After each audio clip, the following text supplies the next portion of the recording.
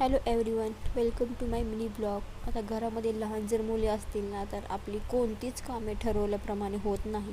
त्याच्या उलट जर घरात मुले नसतील तर सगळं वातावरण शांत आणि आपण जसं ठरवतो तसं आपण सगळी कामं करू शकतो. माझंही व्हायचं आधी तसंच. म्हणजे जेव्हा मला मुली नव्हत्या ना, तेव्हा मी सगळी कामे म्हणजे एकदा कामात मन रमलं ना की रमून जायचं आणि किती काम करू आणि किती नाही असं व्हायचं बरं का.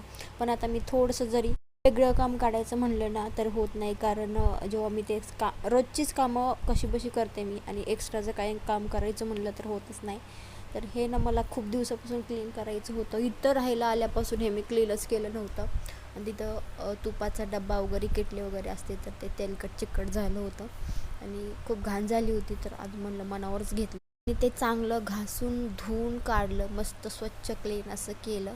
त्यात पण खालनं माझी मुलगी मम्मा आवाज म्हणजे मला आवाज देत होती, मम्मा घे, रडत होतं. तिला काहीतरी पाहिजे होतं, ते सापडत नव्हतं. त्याच्यासाठी ती सारखी तिथे येत होती आणि मम्मा करून रडत होती. पण आता घेतलेलं काम तर वरती चढलेलं तर म्हणलं हे क्लीनच करून टाका म्हणून क्लीन करून टाकलं. आणि नंतर मनात आलं की हे फ्रीज पण हलवायचं होता. तसं तर मी हलवलं होता हा फ्रीज आधी, पण तसं तर मी 15-20 दिवस झाले हा फ्रीज हलवला होता.